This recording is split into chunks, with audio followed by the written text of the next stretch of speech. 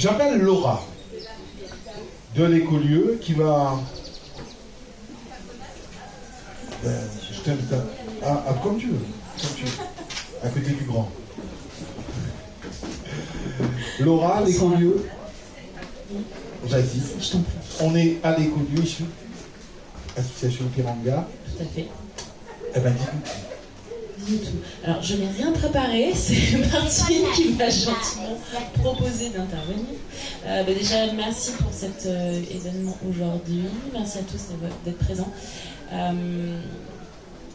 Ici, avec l'association Epiranga à l'écolieu, on essaye effectivement d'être un lieu un peu différent.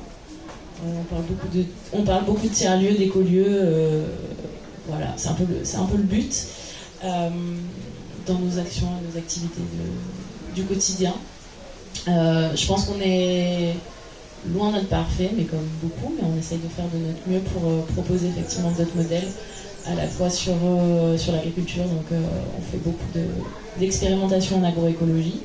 D'autres modèles aussi sur la seconde vie des matériaux. On a une matériothèque ici, on récupère pas mal de choses de différents partenaires, que ce soit des entreprises, d'autres associations, des industries, même des particuliers qui parfois nous offrent des tops. D'ailleurs, le nouveau carburant qui vient d'être fait, c'est des tops de récupération.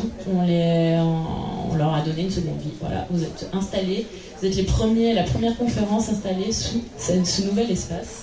Pour ceux qui étaient l'année dernière, vous avez peut-être remarqué qu'effectivement il y a du changement, c'est beaucoup plus frais aussi, c'est beaucoup plus ventilé, plus agréable. Donc voilà, j'ai des secondes vie des matériaux. On travaille maintenant aussi pas mal sur la low-tech. Il y a quelques démonstrateurs sur le compostage aussi. Je pense que ça rejoint un petit peu. J'ai pas vu toutes les interventions parce que je suis en train de cuisiner de l'autre côté. Mais je pense que ça rejoint un petit peu les interventions de tous sur le fait de réfléchir, d'inventer de nouveaux modèles, de décroissance aussi finalement.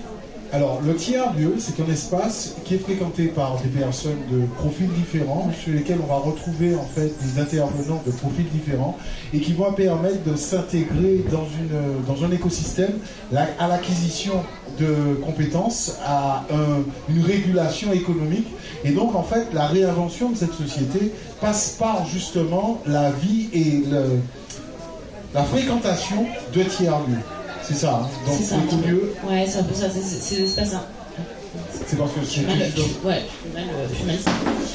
oui, les tiers-lieux, c'est ces espaces un petit peu intermédiaires entre le travail, la maison, les aspects associatifs aussi, où effectivement le fait qu'il y ait des synergies entre différents intervenants, différentes personnes, ça permet de... C'est mieux. Ça permet de réfléchir à je pense à de nouvelles choses ensemble. Voilà, c'est l'idée, je pense un petit peu, c'est l'idée qu'on a ici. On n'aime pas spécialement s'appeler tiers-lieu, mais c'est l'idée, c'est un peu à la mode en fait.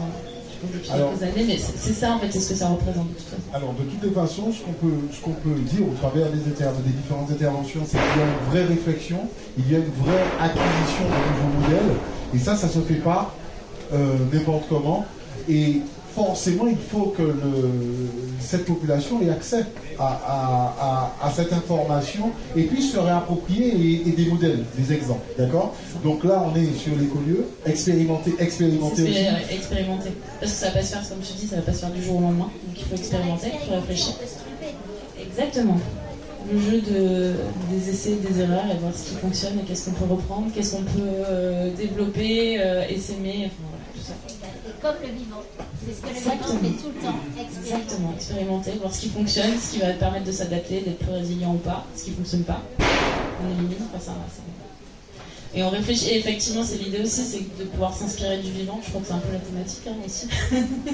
S'inspirer du vivant parce que ça fonctionne depuis des milliards d'années. Donc, et puis de toute façon, la nature sera toujours là après nous. C'est nous qui sommes juste là en train de parce qu'on réfléchit trop, en train de se dire que on va disparaître. Qu'est-ce qu'on peut faire pour pas disparaître? C'est plus ça, hein.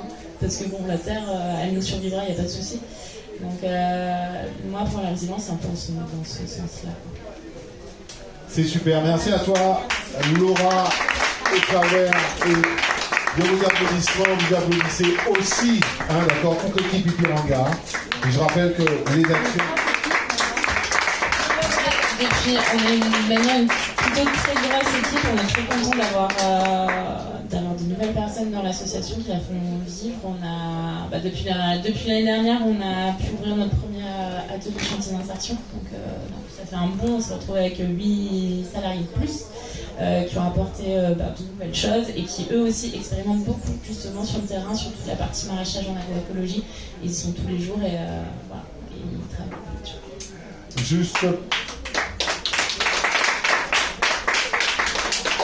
L'association Ipiranga, ce n'est pas que l'écolieu Tivoli, d'accord? Ce sont des actions auprès sociales. Alors vas-y, développe rapidement.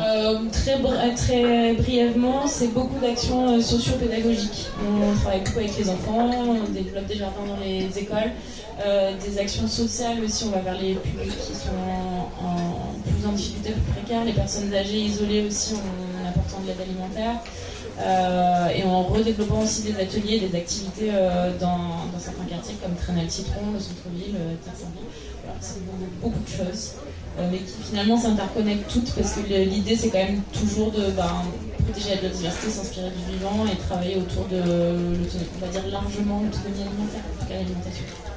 Merci Laura et merci l'association Ipiranga, l'écolieu qui nous accueille. C'est super.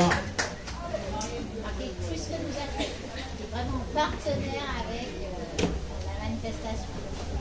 Oui, qui plus que nous accueille. Vraiment, c'est un partenariat immense entre l'écolieu et nous pour que cette manifestation existe. Qu'on soit très clair, cette manifestation ne pourrait pas exister sans l'écolieu.